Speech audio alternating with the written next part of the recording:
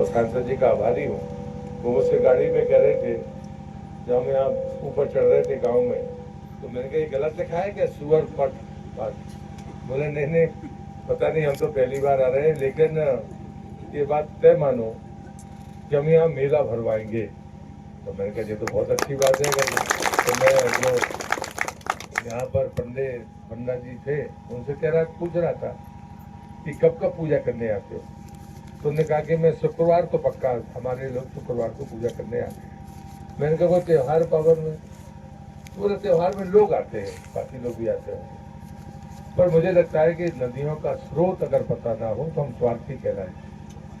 शक्कर का पानी तो हम उपयोग कर रहे हैं, तो आपको लगे कि हमें क्या लेना देना, लेकिन स्रोत से पानी नहीं आएगा तो नरसिंहपुर वाले भी पानी पी नहीं पाएंगे।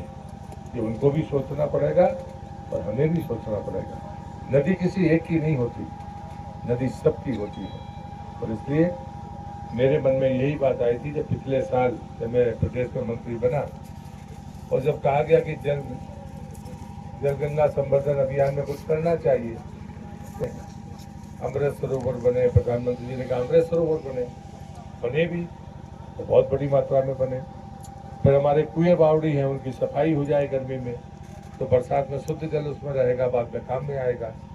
उसमें अगर कोई गंदगी हो गई है, कुछ खुदाई होनी है तो वो हो जाए। ये काम इसके अभियान के थे, लेकिन मुझे लगा भाई इसमें मंत्री का क्या काम है, मंत्री जाके तो गति चलाएगा नहीं, मंत्री जाके क्या आंख से देख लेगा चला जाएगा। तब मेरे मन में विचार आया, क्योंकि मैं परिक्रमा में था, तब ये बातें पता चलती थी, गुरुदेव में बोलते थे यदि नदियों के उद्गम स्वच्छ हो तो फिर नदी भी स्वच्छ होगी, और नदियों के उद्गम अगर बारहमासी है तो बड़ी नदियां भी बारहमासी रहेंगी। तब मुझे लगा कि चलो एक बार कोशिश करते हैं कि मध्य प्रदेश नदियों का मायका माना जाता है, तो देखें कितने उद्गम है। तो पिछले साल जब मैंने कोशिश की तो मैं 32 नदियों पर गया, उसमें 5 में ही जल मिला मुझे, बाकी में जल नहीं मिला। 27 में एक बूंद पानी नहीं था। लेकिन अभी इस साल फिर मैंने शुरू हुआ वो 32 छोड़ के, तो ये 16वीं नदी का उद्गम पे मैं आज खड़ा हूँ, और 2 को छोड़कर 14 जगह मुझे पानी मिला। ये मेरे लिए संतोष की बात है।